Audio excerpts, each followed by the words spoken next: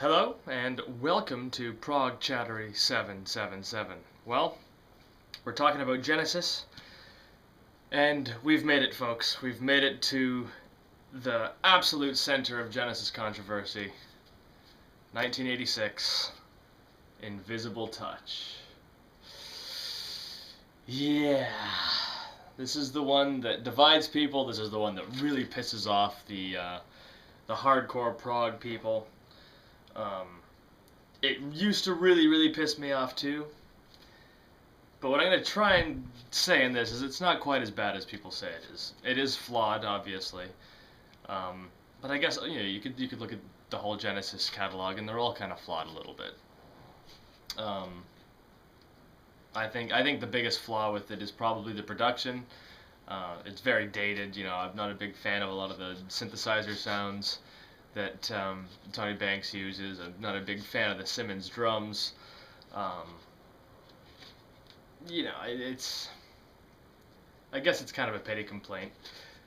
Well, it's not even a dig at the '80s either, because, for example, Peter Gabriel released "So" at exactly the same time as this, and that's certainly a very '80s album. But the production on that is fantastic. I think it's brilliant. There's just something about this album that sounds a little, not quite right. The other minor criticism, I think, is probably the running order of the songs. I think they could have had a slightly better running order. I would have swapped Land of Confusion with Invisible Touch. I would have changed the opening track. But that's not to be confused with the balance of songs, because I think on this album actually has a very good balance between the longer songs, like the kind of classic proggy Genesis songs, the ballad type songs that they've been introduced, and your kind of quirky pop songs. It's got a good, it's well rounded in that regard. The actual content is well balanced.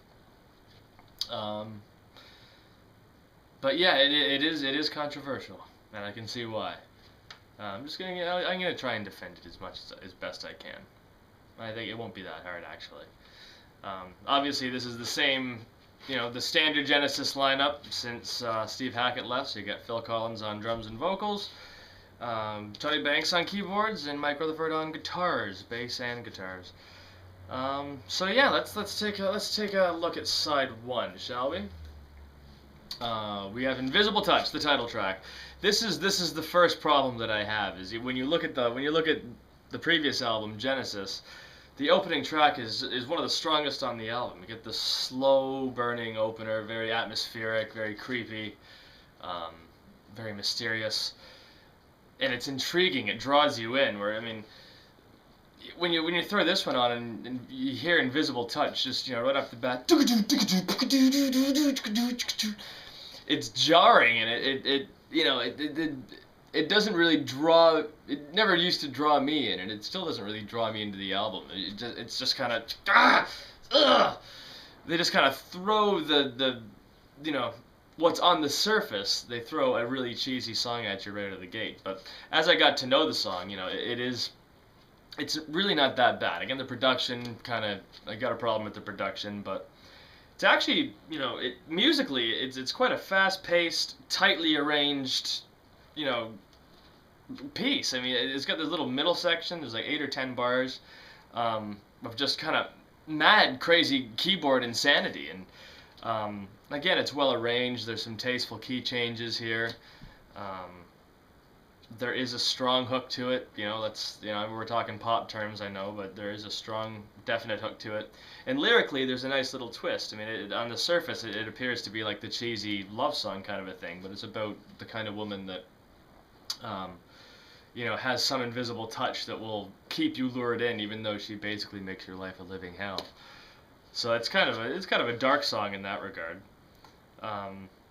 It's got that really innocent poppy sound, and it's kind of funny because live performances, there's a line, the studio version, Collins would sing, "And though she will mess up your life."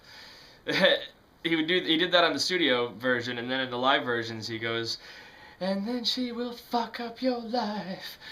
He throws the F-bomb in there, and it sounds so wrong set up against the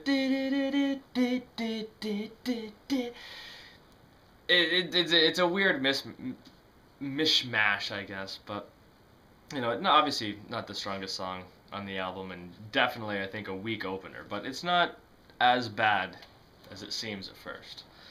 Then we get track 2 side 1, Tonight, Tonight, Tonight. Song that was totally oversaturated when it came out. People heard too much of it. It kind of becomes a stock thing. Tonight, tonight, tonight. Uh, yeah, but it's actually a really, really good song. From like the big hit and the overplayedness and all that aside, the album version is kind of like the classic extended long Genesis song. You gotta get the slow, quiet intro in the first verse. I think it's about a drug dealer or something like that. Creepy lyric. Then the middle section I really, really like. The doom dunka doom da doom dunka doom dunka doom. Collins is using the Simmons pad. He's triggering some kind of quirky neato sounds, which are quite nice. And the keyboards come in. Really, it's a really cool middle section. Actually, it's a classic Genesis instrumental bit. And then the reprise of the song comes in, and it's heavy, and the gated drums are there, and they're all intense and that. And yeah, it's a great song. Tonight, Tonight, Tonight is one of the key songs on the album. Track 3, we get Land of Confusion. This is Genesis doing the rock song, and like the hard rock song. It's not quite metal, although Disturbed, the band Disturbed, covered it, and they did a pretty good job actually. But it's a really, really good song, and in fact, I would put Land of Confusion as the opener instead of Invisible Touch. I think Land of Confusion has a bit more. There's more toughness to it. It's not quite so wouldn't be quite as jarring an intro as the title track. And then of course it's got the famous video as well. But I've never been a video guy. I like the music. So yeah, Land of Confusion, really, really good. It's been some pretty high energy first 3 songs to the album, and then we get In Too Deep, which is the first of the ballads. I kind of follow along with the criticism that it's a bit like a Phil Collins solo thing, because obviously Phil Collins was stratospherically huge at this point, and that obviously Genesis had its own merit, but I think Collins' success also gave Genesis a big boost as well. And it's kind of hard to draw the line between Collins solo and Genesis here, I think. But it still has a Genesis-y band quality, I guess. And it's well arranged, and it's nicely played. It's understated and soft and that. And it serves as a good bit of breathing space. After all the high energy of the first 3 songs, it's kind of your moment of air or whatever, but it's a bit boring. Flip to side 2, we get Anything She Does. By all accounts, really, good high energy, poppy kind of a number. Again, my biggest issue is the production, that kind of cheesy horn section effect that Tony Banks is using. I'm really not a big fan of. But lyrically, it's an interesting thing. It's kind of about being in love with a porn star or something like that, some kind of weird seedy thing. Well played, well arranged. There's lots of cool little bits in it. It just sounds a little cheesy. It sounds a big cheesy, not a little cheesy. But I'm trying to give this a good review, a good chat. And that's not hard now, because side 2, track 2, we get Domino. This is the real moment of the album for me. This is the other extended song, first being Tonight, Tonight, Tonight, and Domino is just an out-and-out Genesis classic. I think I like Domino a little bit more than Home by the Sea, actually. I mean, Home by the Sea is brilliant, but again, it's like, here's the song, here's the instrumental bit, then return to the song. Domino is a little bit more integrated. There's quite a few changes and quite a few different sections to it. And it's got the classic Genesis thing where the song starts in one place and it ends in a totally different place. really cool atmosphere at the beginning, and then it kind of turns into a pretty balls out rocker at the end. Um, Great lyrics too, talking about power and corruption and the domino effect, and how the decisions of a few at the top can affect so many on the bottom, and countries. I mean, this is kind of Cold War kind of influences, I think. 1986, it was a hot topic, obviously. But yeah, I really, really like Domino. Became a live classic, obviously. It's the classic Genesis song of this album. Then we move on to track 3 is side 2, Throwing It All Away. The other ballad of the album, and the other one most commonly, criticized for sounding like Phil Collins solo stuff, because it kind of does. But again, you can still tell that it's Genesis playing it. It just has that, maybe it's something to do with the way that he emotes when he sings the ballads. I'm not too sure. I mean, his singing is fine. He's a great singer. He's a very good singer as well as a very good drummer. Although I think he was thinking more about singing at this time than drumming. I mean, basically, Abacab onwards, his drumming he simplified his technique quite a bit. I mean, obviously that's just because of the success he had as a solo singer all of a sudden. Obviously that's going to become the priority if the world is telling you that you're genius and you become the biggest friggin' thing since sliced bread. Phil Collins. Poor Phil. I am pro Phil. I don't want to bash his solo stuff, even though I don't really like it that much, but he really is such a cool guy. Anyway, I digress. After Throwing It All Away, like I said, it's the next ballad. It's just the other ballad in the album. We get the last song on the album, and this is a great one. This is a return to the big instrumental at the end. We get 4 minutes of awesomeness, and it's called The Brazilian. I love this song. It's got the percussive kind of backdrop thing that a lot of the 80s Genesis albums had. Really cool atmosphere, and there's some kind of the big chorus theme that comes up. Great stuff.